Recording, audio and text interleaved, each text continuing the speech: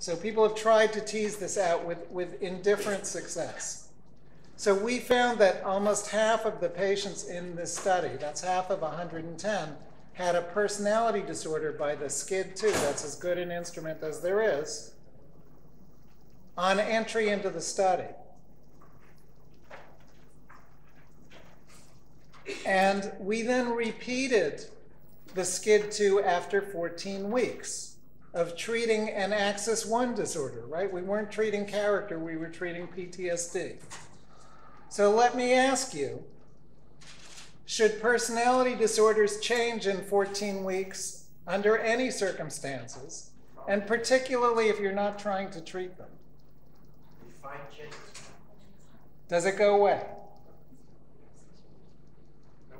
No. It shouldn't, right? What do you think happened?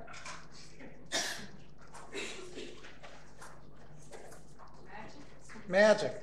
Well, but the problem may be illusion rather than magic.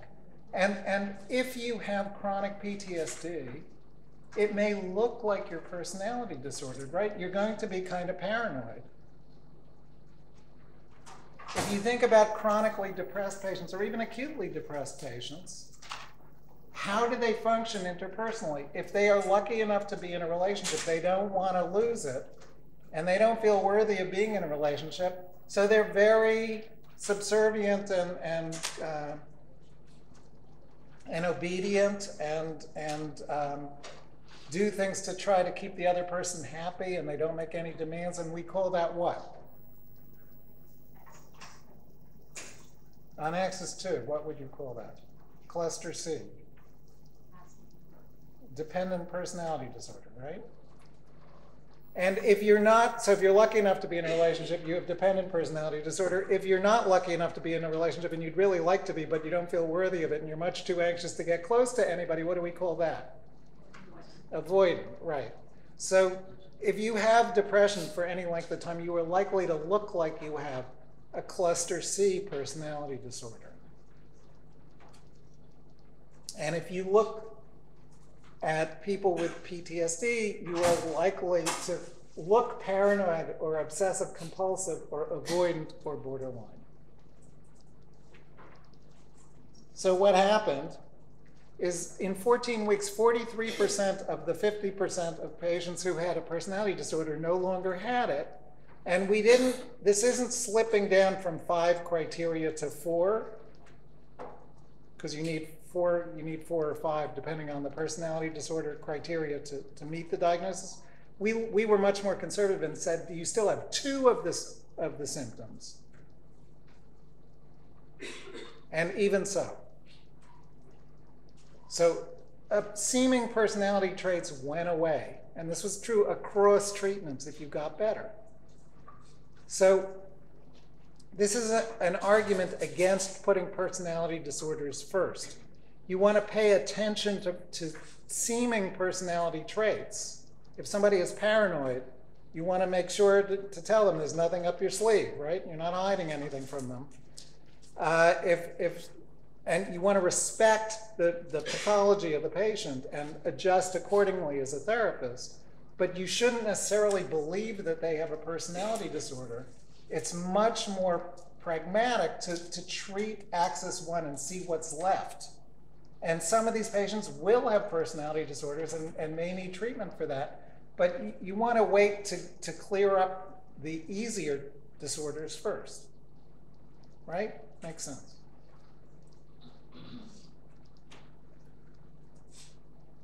And having a personality disorder did not predict anything, since a lot of them went away. It didn't affect outcome. We looked at patient preference, which is not very well studied in PTSD. So you didn't have a choice in a randomized controlled trial of which treatment you got.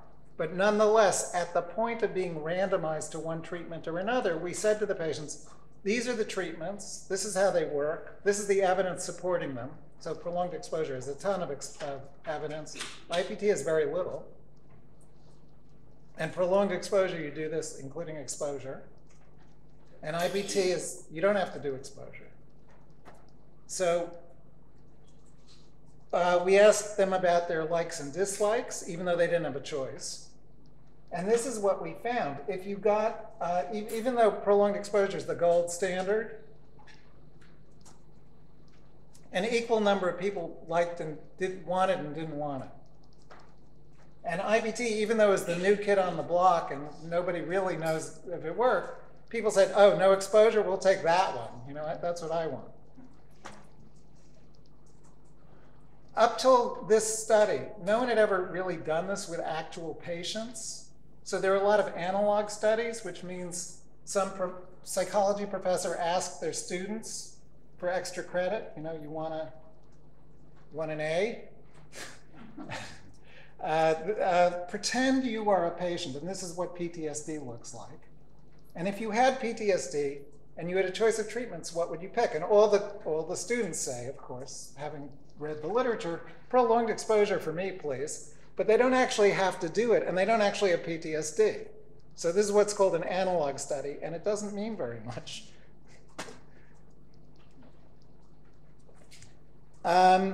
Having an opinion mattered in the negative. If you had no opinion about which treatment you wanted, you did better.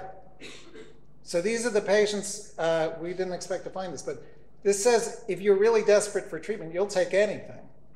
You're not too particular. Just give me something that works, doc. And those patients did 12 points better than anyone else.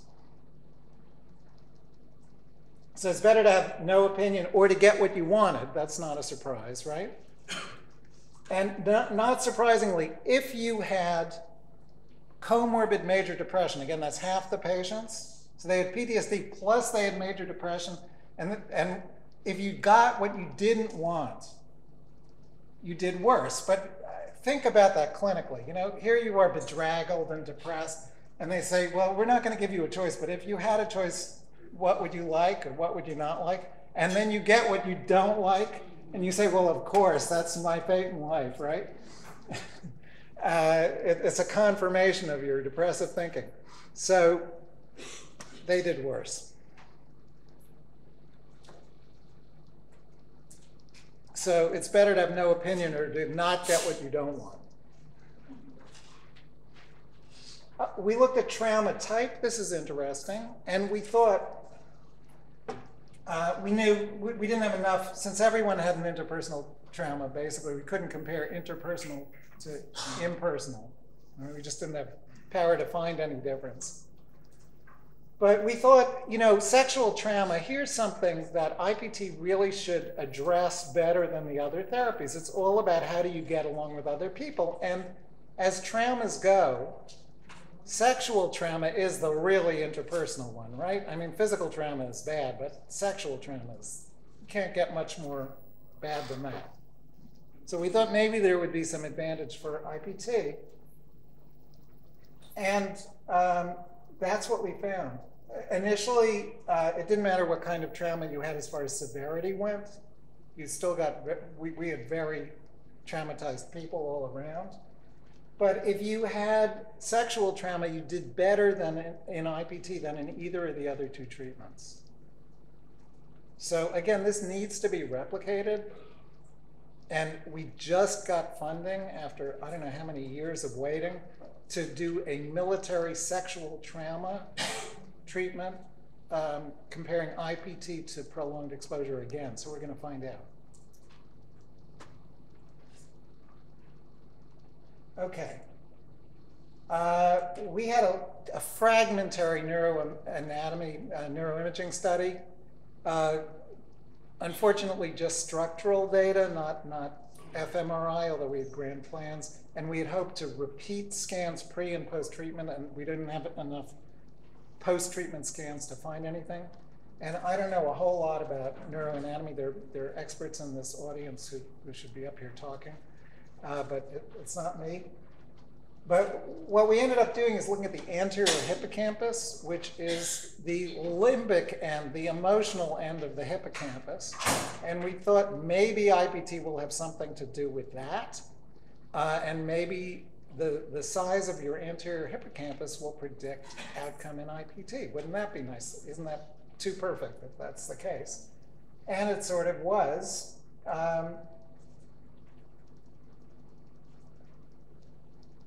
And if you, this is the correlation between the size of your anterior hippocampus and your final CAPS score. And there's a significant relationship. So the smaller your anterior hippocampus, the better your outcome. Now, this is the opposite of what we had expected. And so we came up with a post hoc explanation, which is you must have a damaged anterior hippocampus, but it has the potential for growth. And if we had had after treatment effects, maybe we'd have a growth in the anterior hippocampus. Who knows? I didn't really believe these findings, and neither have the journals so far.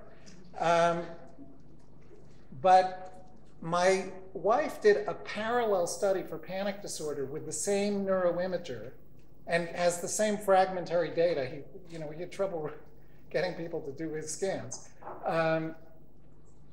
But she found the same thing for dynamic therapy for panic disorder, that the anterior hippocampus goes in the same direction. And it's a significant relationship. True for affect-focused therapies, 2 different affect-focused therapies, and not true for exposure therapies. So I begin to believe this, even though I don't really understand it. And even though, again, the brain is so complicated. And the idea that you can match one-to-one, the homunculus and the treatment is just, it's too neat. Cannot be. But anyway, they're food for thought. And this is just to show you that if you got better in IPT, we followed up responders. Obviously, non-responders, we gave further treatment. We crossed them over to something else. But if you remitted, you stayed remitted 3 months later. And if you had been a responder, you mostly either stayed a responder or moved to remission status. A couple of people got worse again.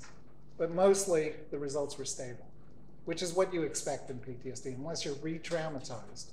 If you get better, you're better. So, this is where we should have been before the coffee break. But does IPT work for PTSD? Yes, it seems to work as exposure therapy, but based on this study, and we need more studies, right? One study doesn't count as proof.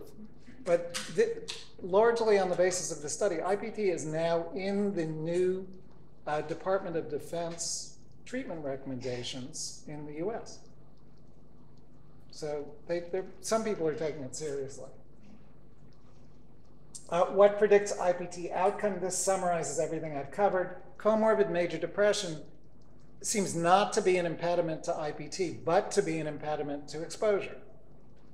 Again, based on a single study.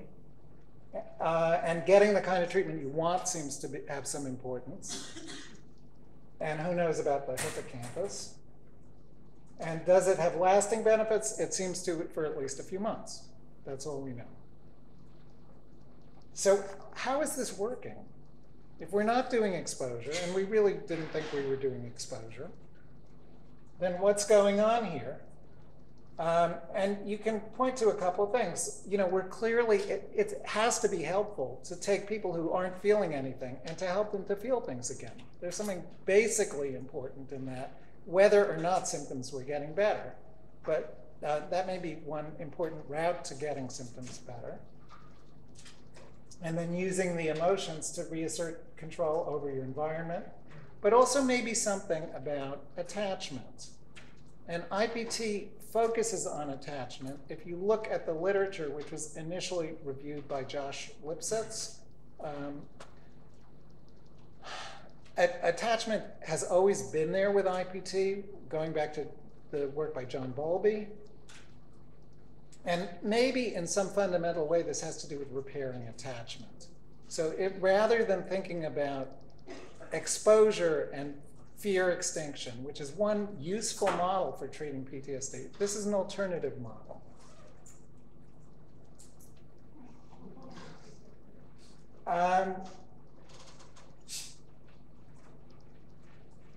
So IPT mobilizes social supports, that's important. IPT improves social skills, that's important.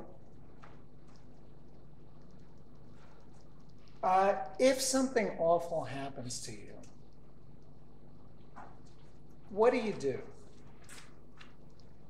And if you're relatively isolated to begin with, you keep it to yourself. I mean, the Kavanaugh hearings in the US are an interesting focal point for this, you know, because it's really brought out for so many women that, you know, they had some horrible experience with a man early in adolescence or earlier even, and kept it to themselves.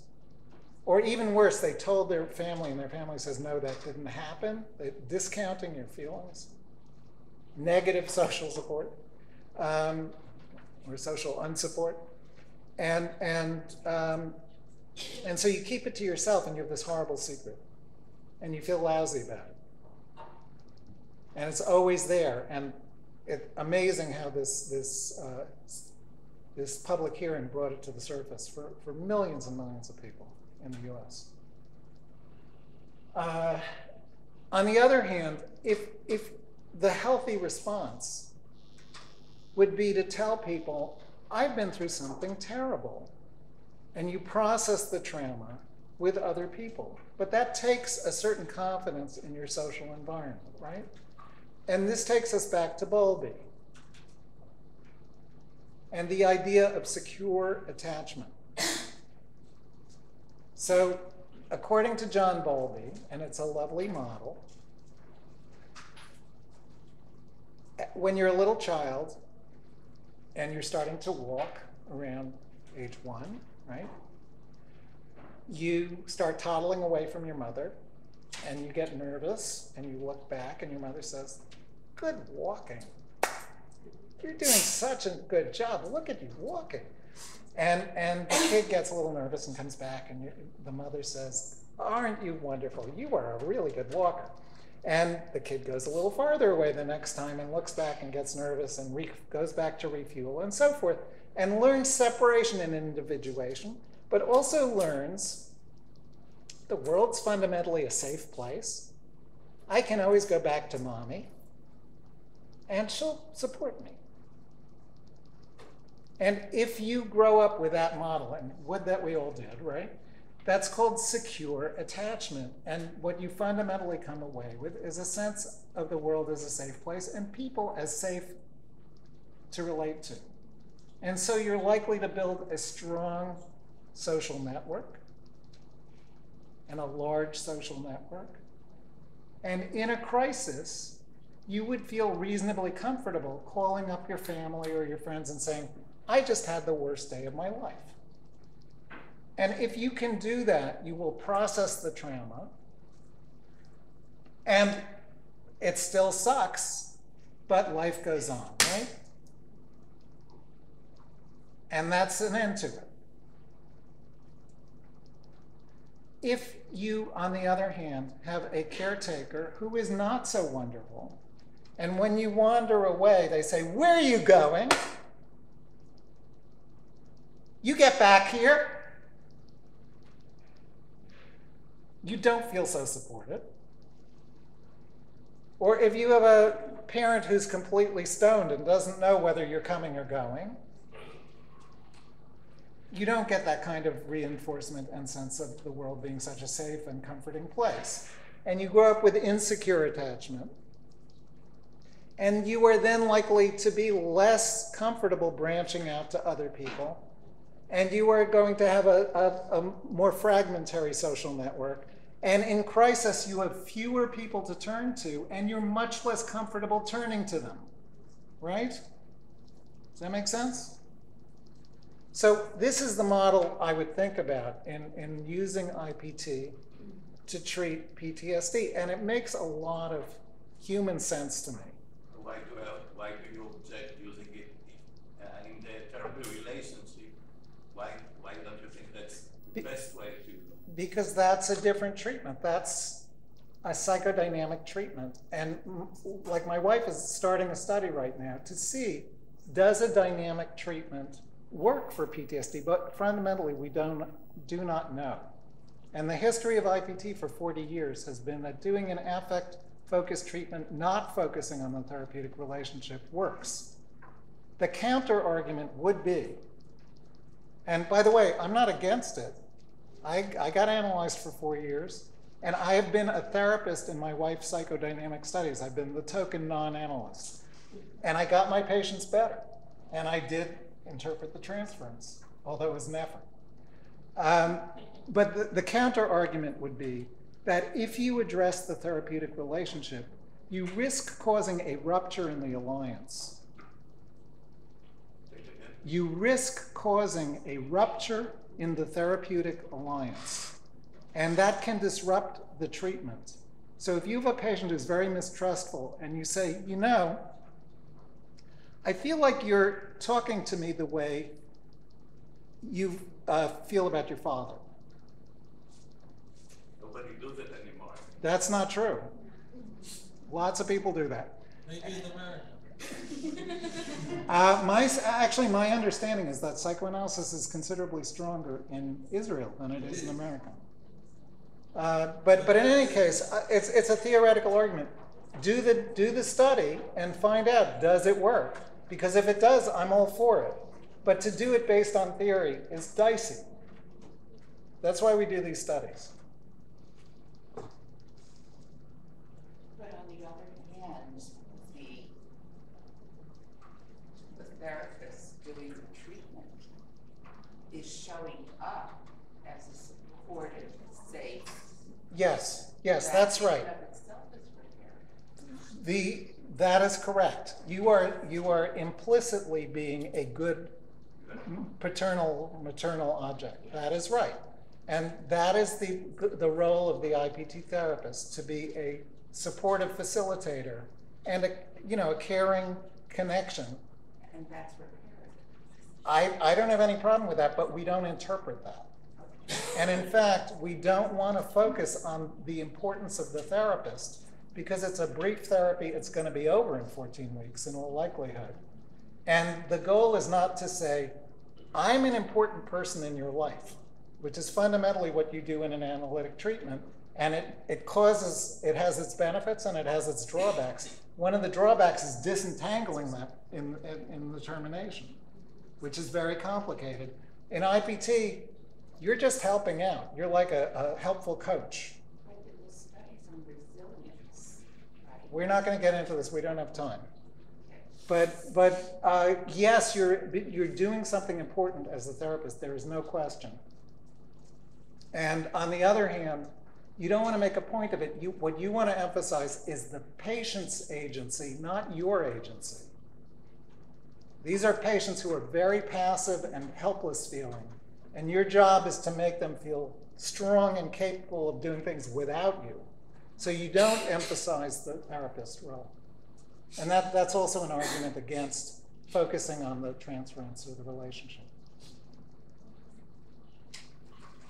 So in a crisis, does that make sense? These are our pet guinea pigs. And you see that if you let one out of the cage, they go back and nuzzle the other when they're in love. So attachment is mammalian. You don't see it in lizards, but it runs through the whole branch of our evolutionary tree. We care about each other. We are social creatures. And I also brought you, this is my then 10-month-old grandson. And he couldn't even walk on his own then, but he had a little cart which he's pushing, you see? And that big hulking figure is his father. And you're going to see a Bulbian moment here where he toddles on ahead and then he gets nervous. And this is just to show you that dads can do it too. His father says, that's okay. And so he pushes on. So let's see if I can get this to work.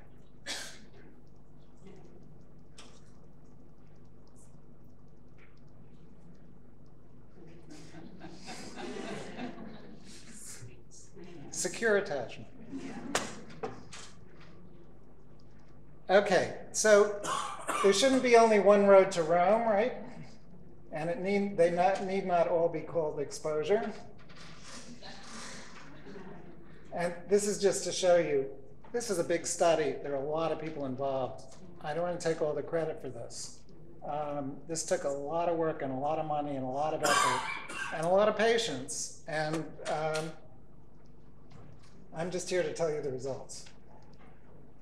And this is just to show you that IPT has been studied under some other circumstances. This is not a completely firm body of evidence yet, but there are other studies, all of them supportive, suggesting that IPT in either an individual form or a group form is getting people better. And we're doing an open trial at Columbia with military veterans, which we know much less about. These were all civilians pretty much in this study. Showing so far that even though the dropout rate's a little higher in veterans, most patients are doing really well and getting better. R.A. Lowell is doing a lot of good work. So, okay, now we're going to talk about clinical issues, right? So think about your cases. But I just want to tell you about what we did. And unlike cognitive behavioral therapy, IPT is a pretty homogeneous treatment, partly because it has not spread that much. CBT has taken over the world, and CBT has been used for everything from psychosis to eating disorders to mood disorders to anxiety disorders, you name it. And the problem is that everything is now called CBT, and it's not the same thing. So there are cognitive behavioral therapies that are mainly cognitive and not very behavioral. There are some that are the opposite, that are mainly behavioral and not very cognitive. And there are examples of those among the CBT treatments for PTSD. Some way more in one direction and others more in the other. And people who are expert in one form of CBT are incompetent in other areas. I can do good CBT for mood and eating and some anxiety disorders. I'm not at all competent to treat CBT psychosis patients. I've tried a little, but I'm no expert. And that's typical. So it's a problem in disseminating any therapy. IPT, if you can do it for one patient, you can do it for another kind of patient pretty much. It helps to know the diagnosis, obviously, what you're dealing with, the symptoms, the typical patterns. But basically, IPT is IPT is IPT. So if you can do this for depression, adjusting to PTSD is not that difficult. You have to understand PTSD, and you have to get used to treating these patients who feel different. Like they literally feel different. But the adaptation... The argument is very true about the CBT, that it's very much protocol-like, but there is the unified protocol that follows work. Yes, the unified protocol is an attempt to try to circle the wagons a little bit, but it's a problem. Most people don't do the unified protocol. I'm sorry. So basically, people were asking, what is IPT? For those of you who don't know, there are a couple of basic structures, and we've already covered some of this. Use the medical model. You have a treatment. This is a treatment for an illness that you have that is not your fault. Everybody sooner or later gets some disorder, or multiple disorders as you age, and it's not your fault, and you can do something about it. Blame the illness, don't blame yourself. And we formally give the patient the sick-low. We say, while you are depressed or while you have PTSD, you are not going to be functioning at your best. Just as when you have the flu, you are not going to be at your best. You just try to get through the day. And don't blame yourself for not functioning in an optimal way. If you have the flu, you know, I'm just trying to get home and to bed, right? And soon I'll feel better, and then that won't be the case anymore. When people have depression or PTSD or any psychiatric disorder, they don't tend to recognize that. They don't say, oh, I'm just depressed. They say, I'm a bad person. So it's an important distinction. It was a radical idea when IPT started. It's now more mainstream. Important and to do this with a patient and say, you're sick right now, not your fault, recognize it. Particularly since you've had this for 30 years, it may be hard to recognize that. And as you get better, you will see that a lot of this may fall away. And one of the exciting things about getting better from a psychiatric syndrome is retesting your capacities, retesting your boundaries, because you're going to underestimate your capabilities. And then the interpersonal focus, mood and events and mood, over and over again. It's a simple paradigm. It's a very effective paradigm for a lot of things. So we don't try to explain depression. You know, this is not an etiologic, or PTSD, this is not an etiologic explanation. But we don't, you know, these are complicated disorders. We don't know why one person who faces a trauma gets PTSD and another one gets depressed and another one starts abusing substances and another one doesn't do anything. They get over it. Yeah. Just to see if I got it right, since you said that in PTSD, a lot of patients come after a decade, so a lot of habits get fixed, and sometimes one of them is isolation. And I'm wondering if the IPT is dependent on some kind of social engagement for the patient to practice not getting to know his feelings and acting on them. Right? Yes. Because that's the basic of the therapy. Yes. Don't be afraid of your feelings, connect them to events in your life, and then do something with someone else in the world. Not with the therapist, but with someone else. Absolutely. Right? You got it. Okay. Everybody hear that? That's a very nice pocket summary of the last couple of hours. Okay. But, you know, at least in my encounters with some chronic PTSD, is that they come late to therapy and then they really have a withdrawn social life. A lot of them get divorced, and yes, and some that are inflicted, especially in wars when they're young, so they don't have kids, and they really get isolated. Yes. And when they're grown up, even their parents died. So there is no one to actually act on, sometimes except the therapist. And there's another group of people who sometimes have from childhood trauma, and they get segregated at home. And I deal with some of these young people also. They just choose not to meet life, and with the internet, it's enough to just be segregated at home.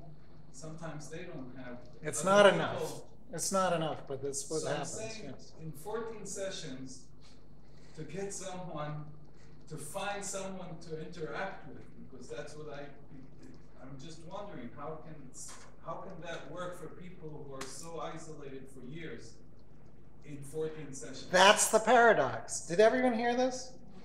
Okay, you got it. It's a really good question.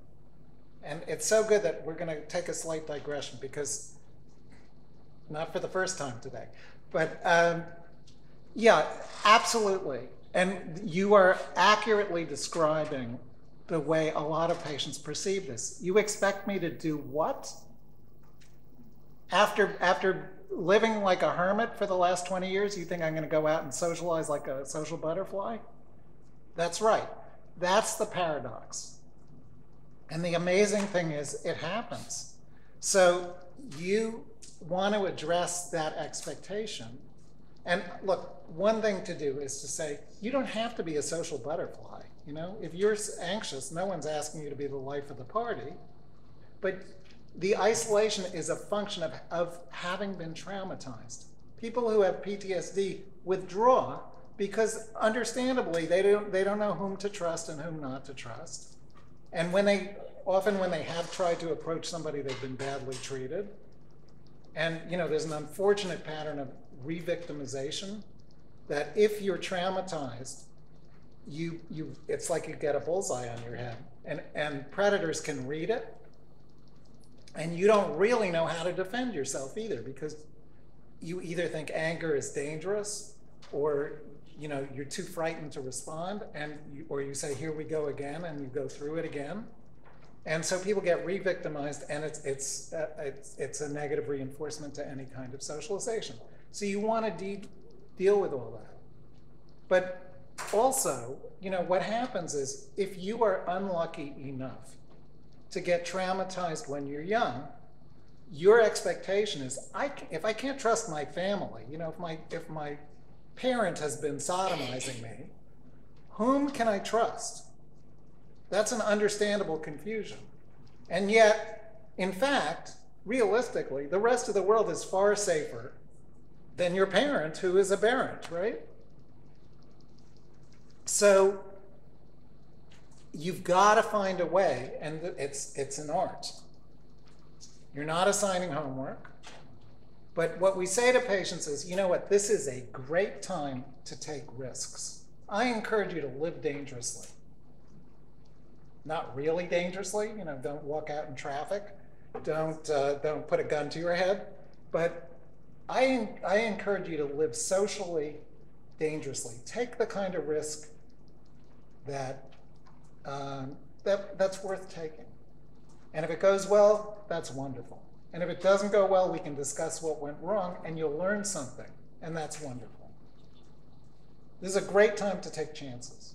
Chris Fairburn, a eating disorders, really CBT researcher who's also done some IPT, says this to his patients. This is a great time to take risks.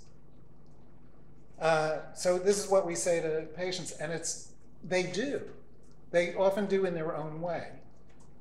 And even though you're not assigning homework, there is a time pressure. This is a reason for short-term therapy, because otherwise there's no pressure, and they may not take these chances. So people are more inclined for social exposure. They'll take that risk more than the exposure of just thinking of the drama. That's my experience. That's what your experience is. Alexandra. I just wanted to add something to your question about this isolation. I think with IPT, we talk about mobilizing social support. It's not, it can be many things. It doesn't have to be make a best friend, go on a date, do something that would seem completely impossible. It's also just finding a way to interact with others, because that can enhance your mood from being isolated to talking to someone. We have this exercise in IPT, the closeness circle, where you put yourself in the middle and you think of who you feel connected to. And when I do trainings, I'll often talk about when I first moved here to Israel, and I didn't know that many people. And the person in my closest circle was someone I barely knew. It was a woman who sells fruit and vegetables near our home. But just that little interaction I had with her every day made me feel connected. She was interested in me. She made me feel wanted. She made me feel that there was a moment in my day I could feel better because I was connected to somebody else. So it doesn't have to be isolated or go out and make friends, which sounds impossible, or make a new friend, which would sound even more impossible. Interacting with others in some way can also be meaningful. It is remarkable. I mean, we had patients in this study who were homeless, were living in their cars, who had, just had disastrous lives, and they got housing, and they made. This is the thing about IPT. It's not just saying, okay, I understand the model in my head, because if you understand the model and you're not doing it, it's actually frustrating, right? I know what I should be doing, but I'm not doing it. So IPT really is a can-do therapy, and which I would think would go over well in this country. There are other countries that are less assertive and muscular. Israeli culture strikes me as it is more like an American, I can do it, and people really change their lives. This is what you see in IPT across the board, I think. When people get better, they really get better. As one of my chronic depression mentors said, you start getting wedding announcements. People really make changes. Okay, so this is the basic model again. It's a time-limited treatment. The time limit's really important. Time pressure moves things faster, and there's some limited research on this, but pretty good research, suggesting that the narrower your time frame, the faster patients improve, at least up to a point. You could probably reach a limit there. One session, you're not going to get too far. But IPT's been done in as few as 8 sessions, and people get better. People tend to focus on it's diagnosis focused. This has been tested sequentially in randomized controlled trials, so we know where it works and we know where it doesn't work. Has not worked brilliantly for chronic depression, very little does. And probably chronic depression you should treat with medication plus psychotherapy. It doesn't work brilliantly for substance abuse, but it's worked pretty much everywhere else. And rather than focusing on the past, we focus on the present and the future. Depressed and anxious patients tend to ruminate about everything that's gone wrong in their lives and to neglect the present, which then deteriorates. So you want to take a history, but that history is what we call the interpersonal inventory. You collect a kind of interpersonal history. You're not asking about automatic thoughts. You're asking about who's in your life, who has been in your life. So you start with childhood. Where are you in the birth order? Whom were you close to growing up? How close do you get to other people? What's dating been like? What's your sexual life been like? And where do things go wrong in relationships? So you get some sense of how is this person as a social being? How close do they get to other people? And you want to look for global patterns, but you're particularly interested in who's around now. What are your current relationships like? Whom are you close to? How close is that? Do you have people you can confide in? How do you get angry with people? How do you fight? And when a patient comes in and says, I've never had a fight in my life, you know there's trouble, right? So you're really looking at present relationships, and you want to know who are social supports or potential social supports, since the patient may well be quite isolated. And who is a problem? Where is there perhaps a role dispute? That might be the focus of treatment. And in taking this interpersonal history, you are looking then for a focus for the treatment.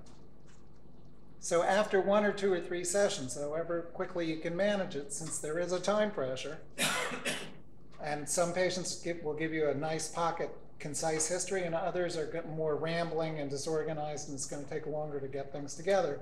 But by the end of 3 sessions, you want to have a formulation to give the patient so that the therapy can get organized. So by the end of 3 sessions on the outside, you have a diagnosis, right? The patient has post-traumatic stress disorder. And you have an interpersonal focus. Has somebody died? You want to know about that. Because if somebody has died, then the next set of questions is, how did you handle that? Have you been able to mourn? And sometimes you get a story of complicated bereavement, which is, oh, well, I had to make all the funeral arrangements, and I was concerned about my Aunt Tilly from Nebraska, and I was concerned about the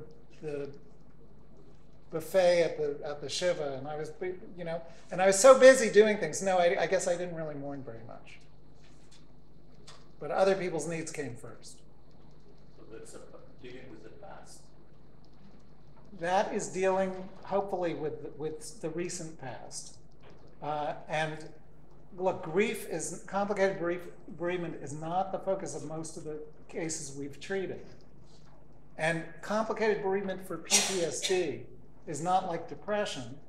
You would, in that case, need a violent death that is central to the history. So seeing your family killed before you, in front of your eyes, or being in a battle and seeing your buddy vaporized next to you. Something like that would be complicated bereavement in a PTSD context, right? It has to be traumatic death. And so that didn't happen that often in this sample. If no one has died, you take that off the list, right? And you're down to the other categories. Is this a role dispute? Is there a violent relationship that you're involved in? Or is it a role transition? Is this has something horrible happened? And everybody is going to have one of those because that's the nature of PTSD. So you don't have to deal with the interpersonal deficits category, which we don't want to deal with in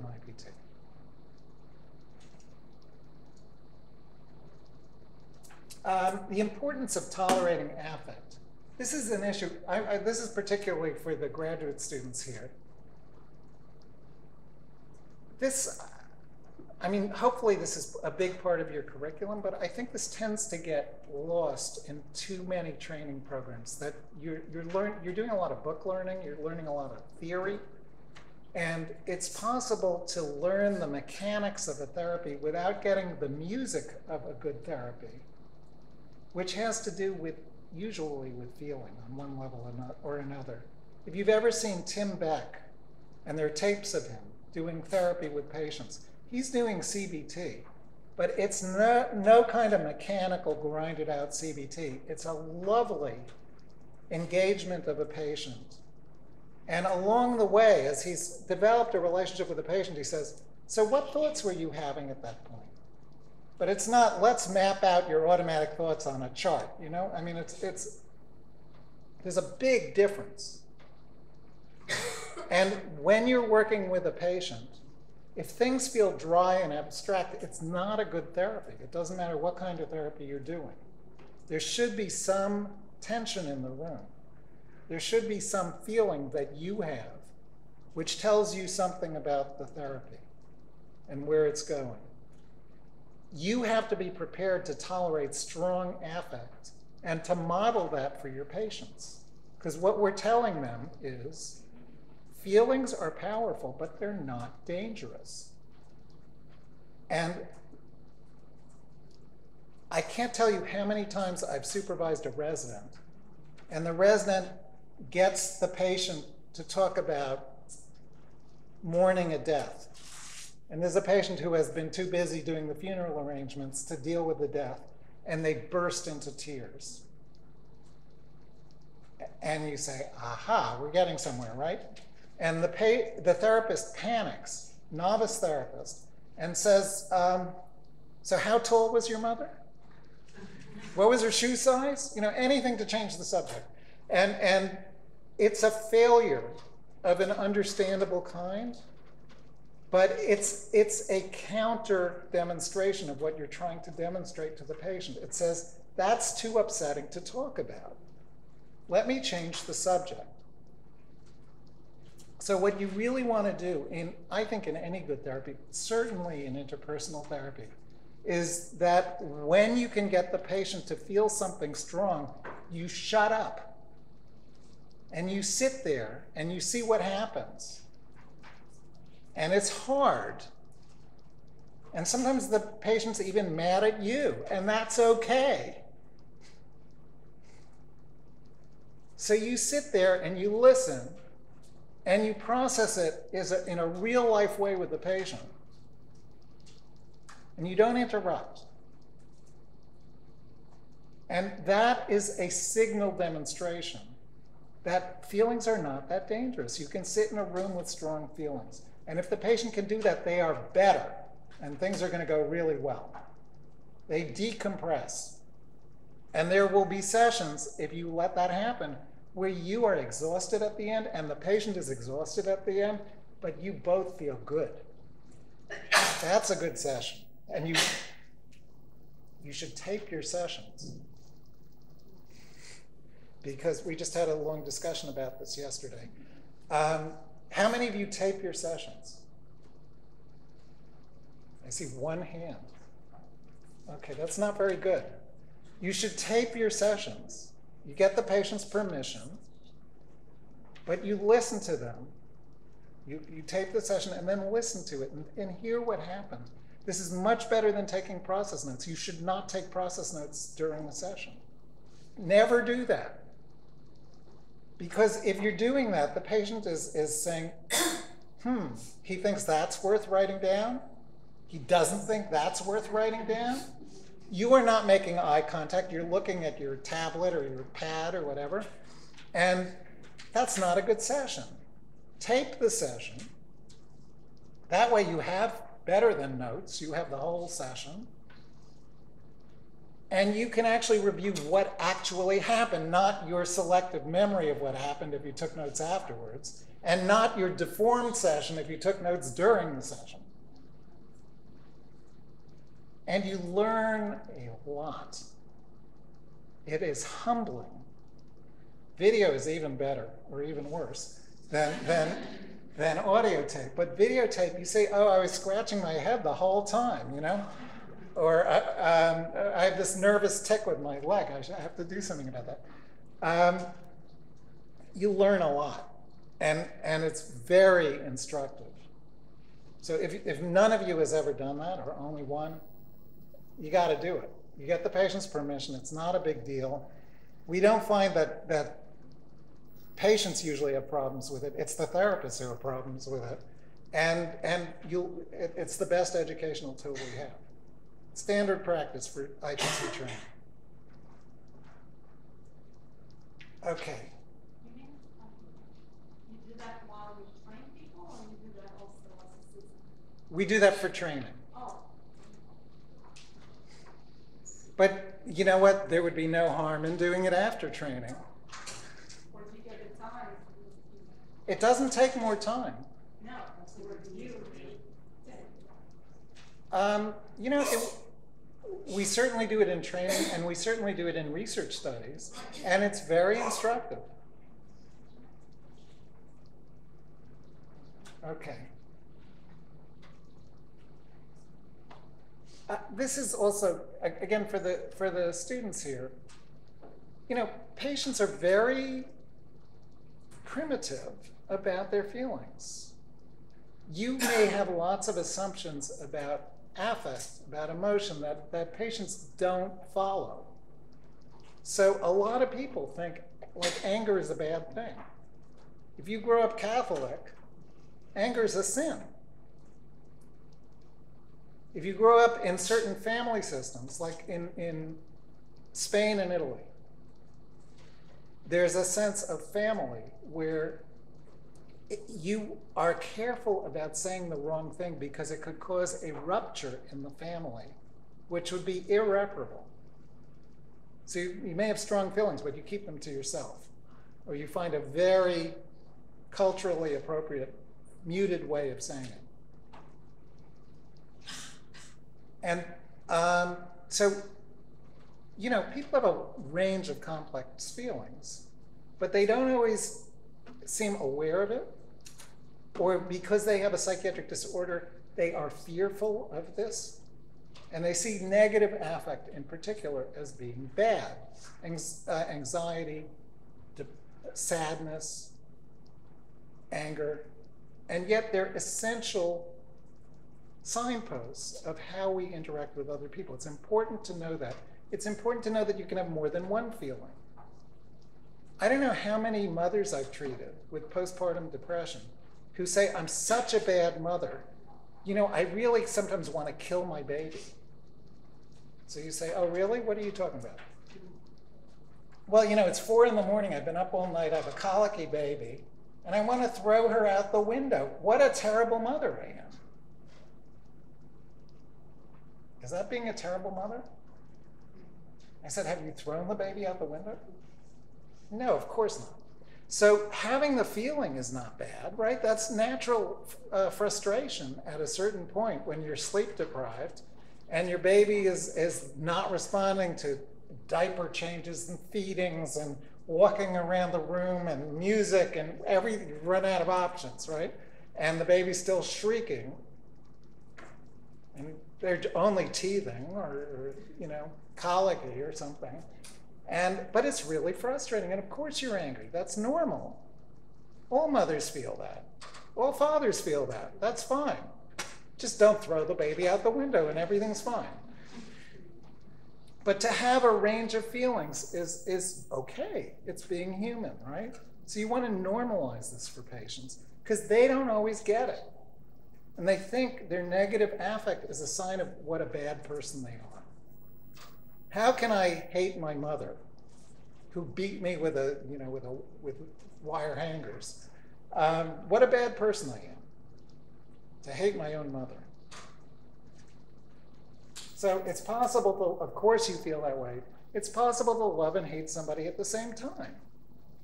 And in fact, it's the people you love who most disappoint you. Right? I mean, if a stranger is an asshole on the street, you say, okay, don't have to deal with that person again. But if it's your family, you do have to deal with that person again. And it's really difficult sometimes. So you're allowed to, you know, it's the people you care about most who often are the most frustrating. That's normal.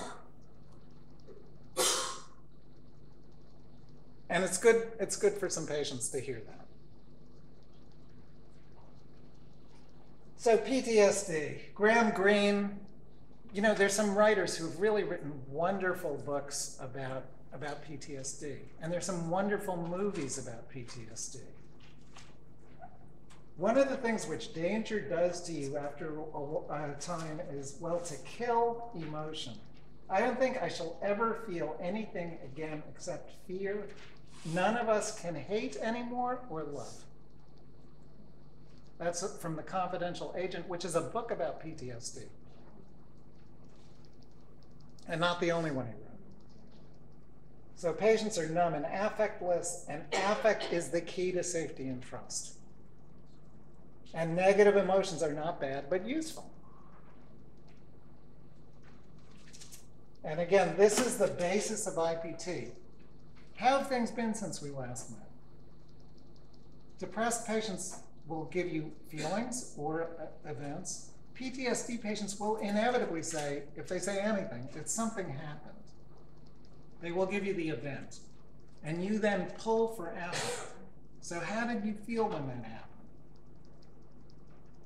What's that feeling? What kind of upset? Annoyed? Okay, so you felt maybe a little angry. Is that reasonable that you felt angry under those circumstances? What do you think? Okay, that's reasonable. I mean, this doesn't come this smoothly, but over a couple of sessions, patients start to get the idea. If it's reasonable that you felt that angry, what can you do about that? The next time this happens with so-and-so. And then you role play. Excuse me, and then you debrief the role play. How did that sound? Did you say what you wanted to say? Is the content good? Is there something else you wanted to add to that? And what about your tone of voice? How comfortable are you with that? Do you want to try that again? Just to make sure you have it right. Yes? You say role play is a major part of IPT? Yes. Yeah, It's a major part, but you have to get there too, right? So the first thing is, what do you feel? And then how do you put that feeling into action, which is what the role play is about. And then you don't assign homework, but it's implicit. And the patient has until the end of the brief therapy to make some step which is going to resolve whatever the focus of the treatment is, to solve the problem. Oh, that's because this isn't plugged in. Thank you.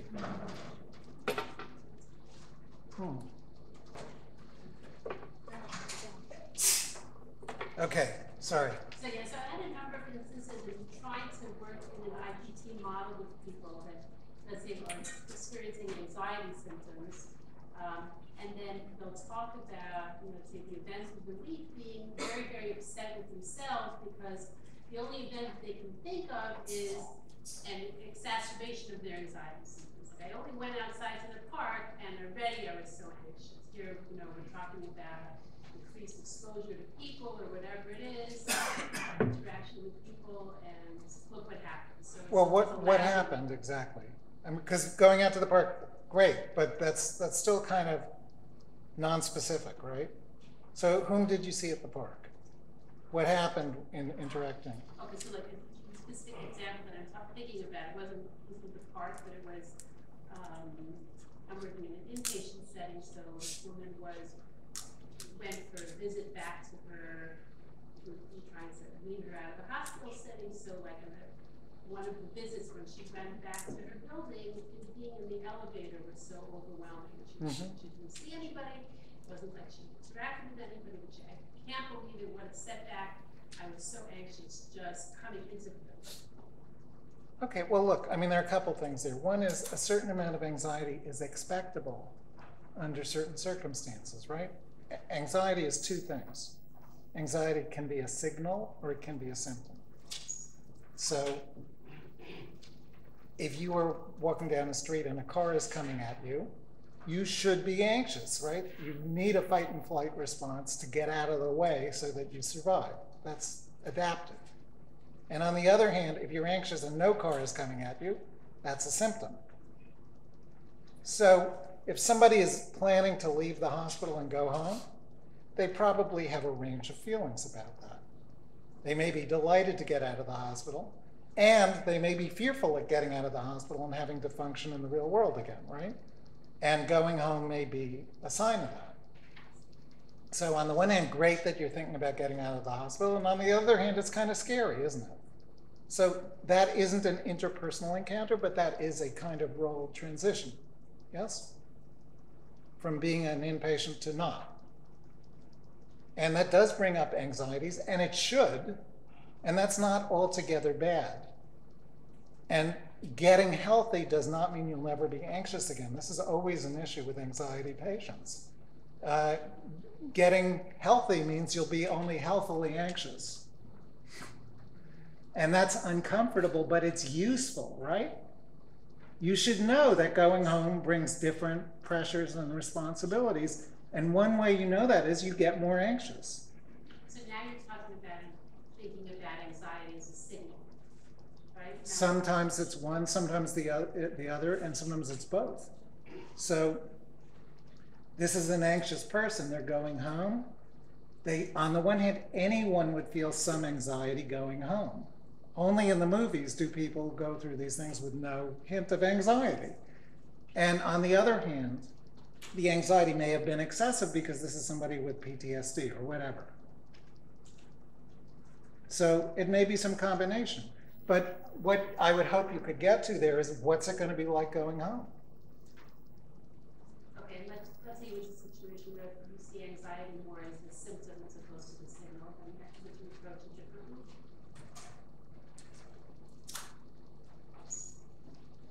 Yes, but this is where it may be helpful to discuss cases with particulars, because it would depend. But yes, I mean, why different people bring different anxieties to different situations, right? If you've been assaulted, that brings a particular constellation of fears to any encounter with anybody. Okay? Yeah.